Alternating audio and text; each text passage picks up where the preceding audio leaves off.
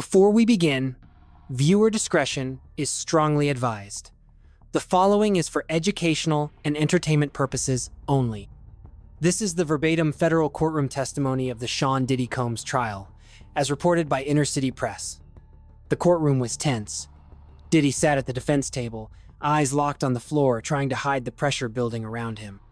The trial had already been a public disaster, but what happened on day 5 shattered everything. No one expected Meek Mill to show up. Even fewer were prepared for what he would say. But the moment he walked through those doors, everything changed. Cameras flashed, whispers rippled through the gallery, and Diddy's composure crumbled before everyone's eyes. For years, Meek Mill had been one of the only celebrities to speak critically carefully, but clear about the culture surrounding Diddy. Now, he wasn't just posting online.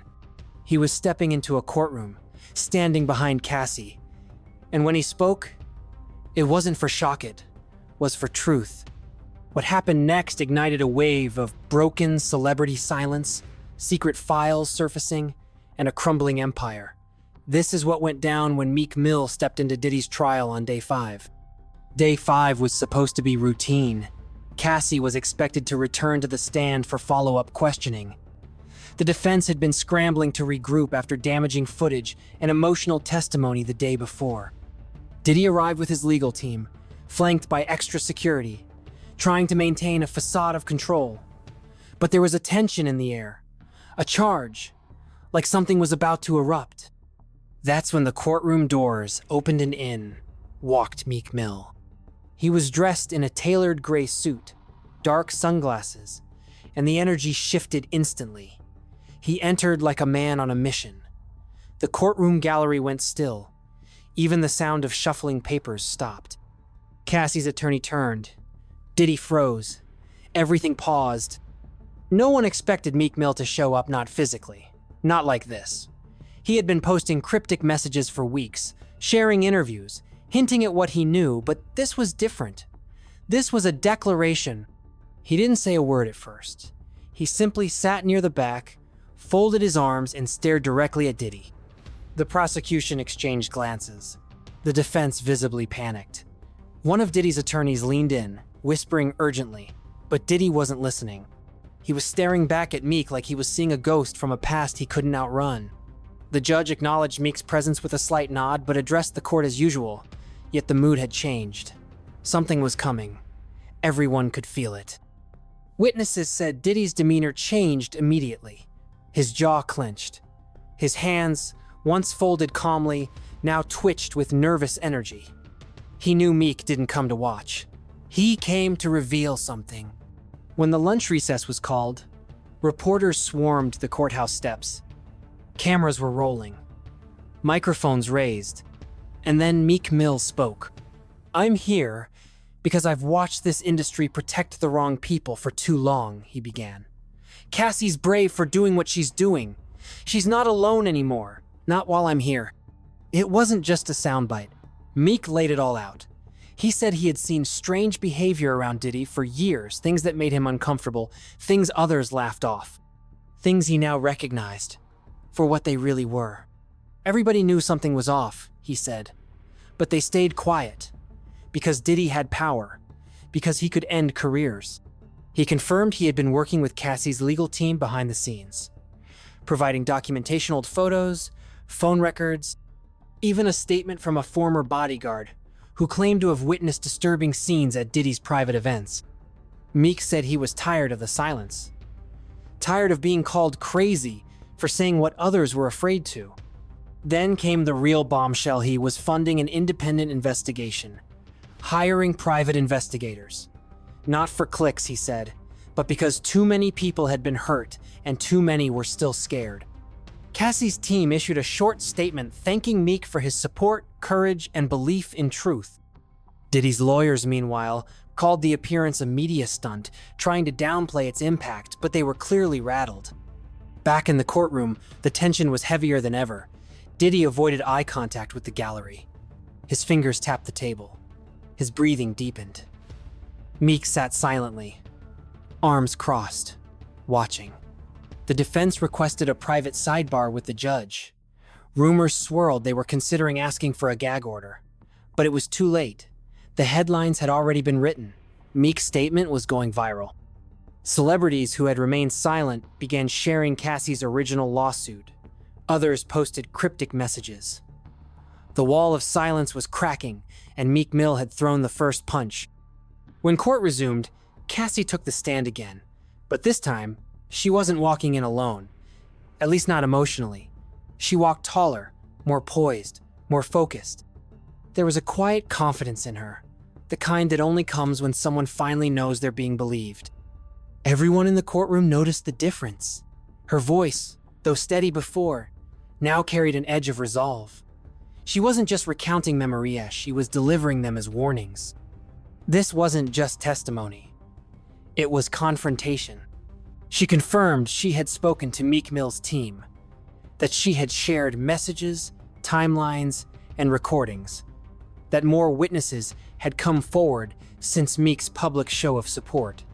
"I'm not scared anymore," she said, locking eyes with the jury. "Not when people are finally listening." Then came the most painful memory zones she had previously avoided. She described a trip to the Hamptons in 2017, where she was allegedly locked in a guest house for 2 days after texting a fellow artist. "He said I embarrassed him in front of the industry," she recounted. "He said I was his property." The defense objected. The judge overruled. Cassie went further, explaining the unwritten rules of Diddy's world. Where to stand at parties. Who she could talk to. When she was allowed to leave a room. It wasn't love, it was control. And then the moment that froze the courtroom, she turned slightly toward the gallery, eyes steady. "I know some of you in here have seen what he's done, and I hope you say something too." You could hear someone breathing heavily in the back. It was Diddy, his eyes locked on her, somewhere between disbelief and rage. One of his lawyers placed a hand on his shoulder. He didn't react. Meek Mill remained still, but his subtle nod didn't go unnoticed. Cassie's testimony landed harder than ever, not just because of what she said, but because now she wasn't alone. Meek's presence gave her words weight. The jury felt it. Observers noticed jurors leaning forward, scribbling more notes than usual.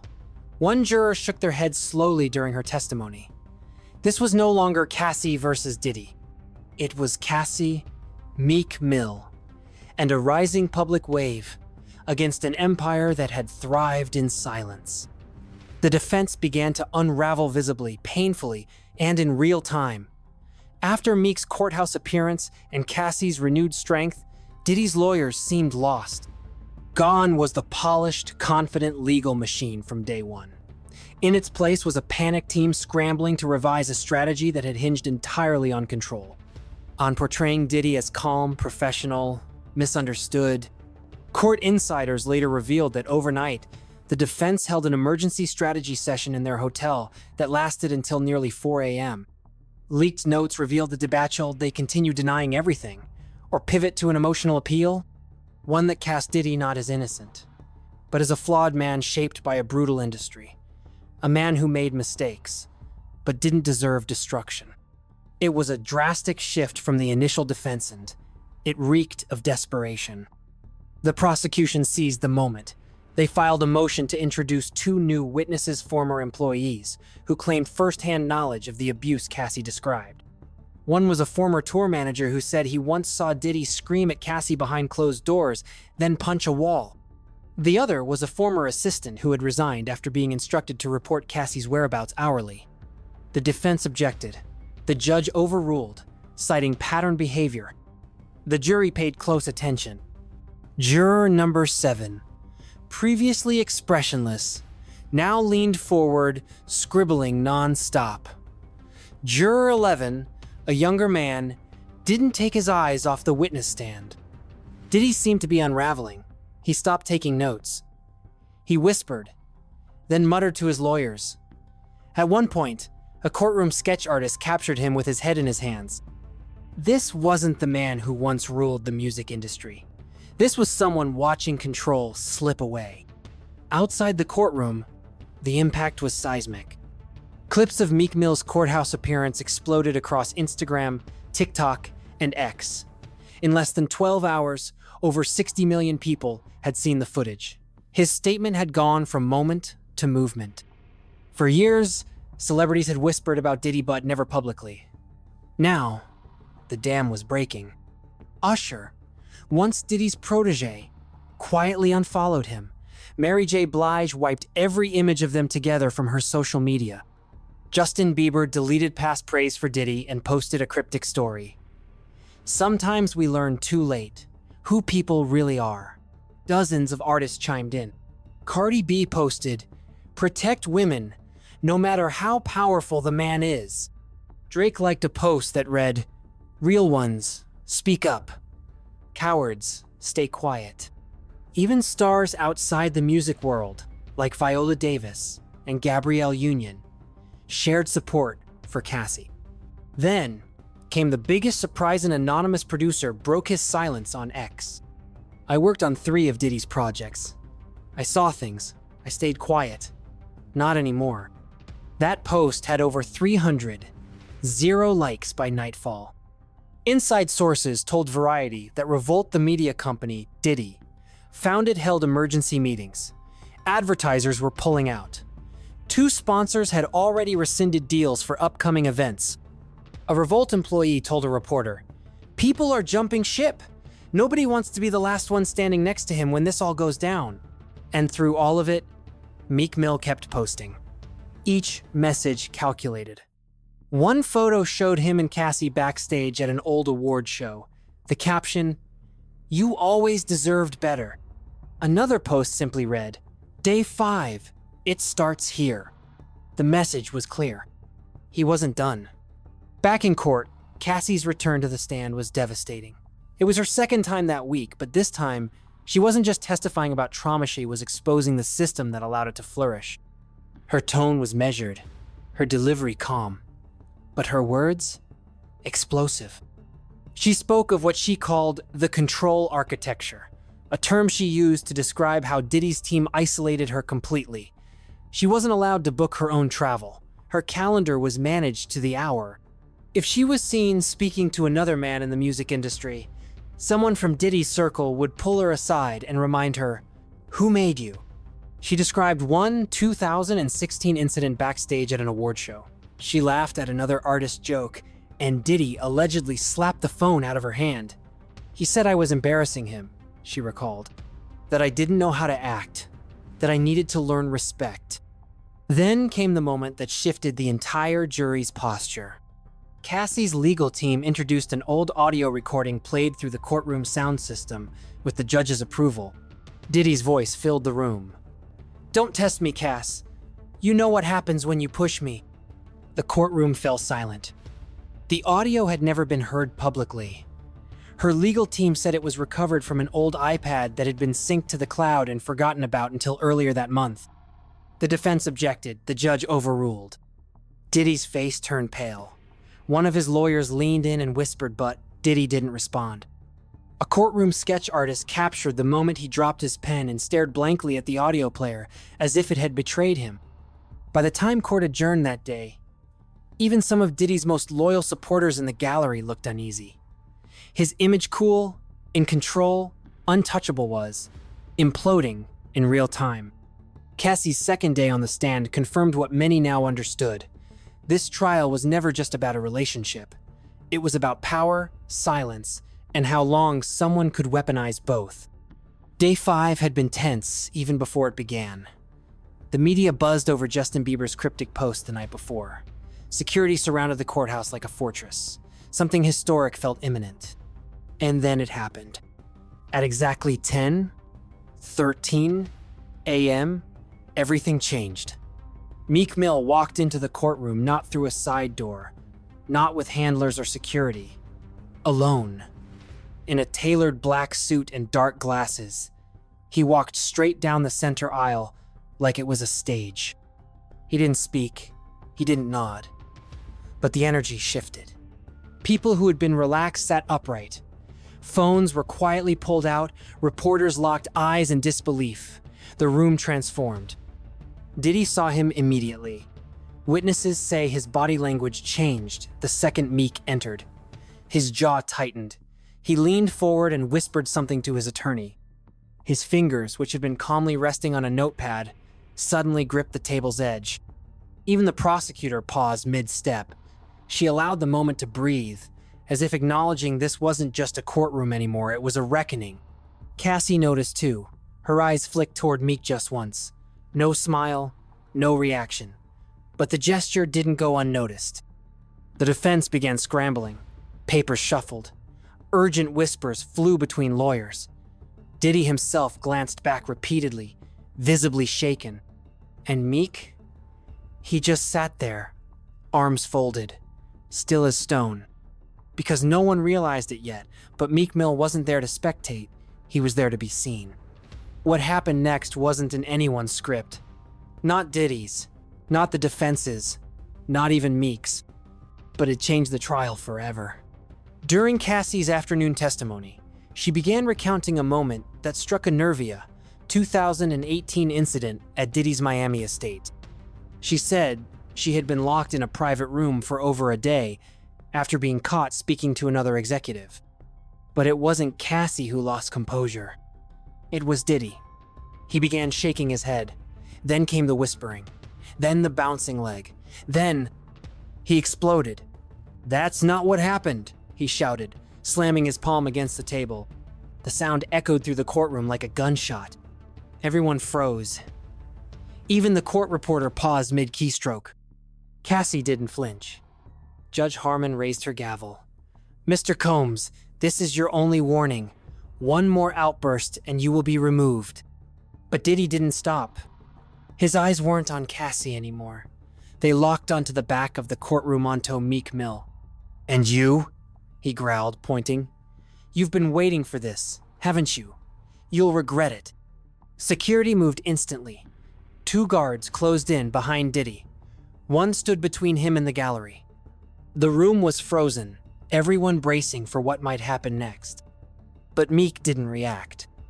Not a word, not a flinch, just a slow, deliberate shift in posture. He leaned back further in his chair, crossed one leg over the other, and stared. Cassie kept testifying as if nothing had happened. And the judge? She didn't call a recess. She let the silence linger. Then, looking Diddy directly in the eyes, she said, "Control yourself, or I will." For a man who built his legacy on control, that sentence hit harder than any accusation. As the afternoon wore on, the courtroom grew quieter. Every movement, every whisper felt amplified. Even the reporters normally slipping in and out for updates remained seated, eyes fixed on the front. Why? Because for the first time in decades, Diddy didn't seem untouchable. His outburst had revealed something, raw something, the world had never truly seen. Not in interviews, not in headlines, not even in previous lawsuits. This wasn't the smiling mogul. This wasn't the calculated businessman. This was a man unraveling under pressure, and Meek Mill was rising while he fell. Outside the courthouse, whispers were already becoming headlines. TMZ ran the banner. Meek Mill stares down Diddy in courtroom showdown. Twitter was ablaze with reposted clips from old interviews where Meek had alluded to dark energy in the industry, to things that didn't sit right. What once sounded like vague shade now felt like warnings nobody wanted to hear. One video from 2013 resurfaced Meek in an interview saying, "There's people in power that move funny, that smile in public and act like monsters behind the scenes." Now, those words were being played in a different light. Every sentence dissected, every moment rewatched. Inside the courtroom, Diddy had gone quiet. His legal team huddled around him during breaks, speaking low and fast. His body remained still, but his eyes flicked constantly from the jury to the gallery to the judge. Cassie's attorneys, meanwhile, looked collected, confident. Their star witness had held her composure. Their most intimidating adversary had cracked visibly in front of a federal judge. Even the jury had shifted. One older juror, who had previously taken notes like clockwork, now just stared straight ahead, arms crossed. Another scribbled furiously during Cassie's last few statements, as if afraid to miss a single word. And still Meek Mill sat in the back, silent, watching. At one point, a court officer approached him quietly and asked if he planned to stay the entire day. He didn't answer. He didn't need to. Because by that point, it was obvious. This wasn't just day 5 of a high-profile trial. It was a reckoning, a shattering of illusions. A moment where a powerful man was forced to face everything he thought he could bury. It wasn't just a trial anymore. It was a shift, a cultural realignment. And Meek Mill had become the symbol of that shift, not just by showing up, but by standing still, letting the silence speak louder than any outburst. That day, the walls around Diddy began to crack. His legal defenses, his public persona, his inner circle all strained under the pressure of the truth finally being spoken out loud. And the industry? It was listening. By the next morning, the ripple effects were undeniable. Major news outlets led with headlines like, Day 5, Meek Mill breaks the silence in explosive courtroom moment. Diddy's outburst stuns court as Cassie's testimony intensifies. The day the music industry stopped looking away. Inside the courtroom, the atmosphere was unrecognizable from just a week earlier. Reporters arrived earlier than usual. The gallery filled faster. Court officers doubled their security presence. Everyone knew they were watching something historic unfold. But perhaps the most telling shift came not from the press, not from Meek, not even from the defense, but from the prosecution itself. That morning, they walked in with a new level of purpose, confident, ready. Their star witness had turned the tide, and now they were building momentum. They submitted new motion zone asking to present a confidential psychiatric evaluation previously sealed, another to admit digital communications between Diddy and a second alleged victim. The judge reviewed them in real time. The defense pushed back, but they were no longer the ones steering the ship. Meek Mill, still in the gallery, remained a statue. Sunglasses on, arms folded. He hadn't spoken since the day before, and yet his silence said everything. Social media, meanwhile, was erupting. Dozens more artists had joined the conversation. SZA posted, "Proud of Cassie. You never know what someone's surviving behind their smile." J. Cole shared a simple black screen with the words, "Believe survivors." Beyoncé, who rarely engages in public commentary, updated her website's homepage with a quote from Maya Angelou. "There is no greater agony than bearing an untold story inside you." And Meek posted again. This time, it was a close-up image of a cracked foundational caption, no tags, just the image. But it said enough. Back inside, the defense was struggling. Their original strategy discrediting Cassie, painting Diddy as misunderstood, was no longer viable. The jury had felt the shift. Everyone had. And the prosecutors knew it. They brought forward new witnesses, each one reinforcing Cassie's claims. A former producer detailed an unspoken culture around Diddy where boundaries didn't exist, and dissent meant exile. A former publicist described how her PR statements were heavily edited before release, often removing key details about Cassie's mental health or unexplained absences. Then, another bombshell. Cassie's team introduced a security camera clipslant footage from a private hallway at a luxury hotel in 2018. It showed Cassie exiting a room in visible distress.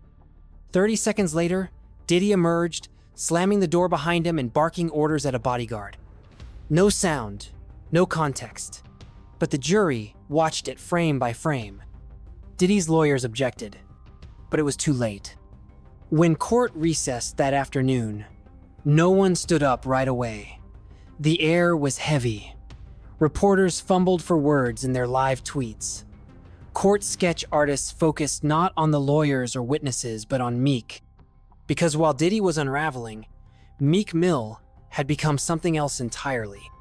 Not a witness, not a victim, not even an accuser. A symbol of accountability, of resilience, of what happens when someone refuses to look away. And though he hadn't spoken again, he didn't have to. By simply being there, he made the silence loud enough to be heard around the world. That evening, The conversation moved from the courtroom to boardrooms, studios, and press rooms across the country. Executives at major labels held closed-door meetings.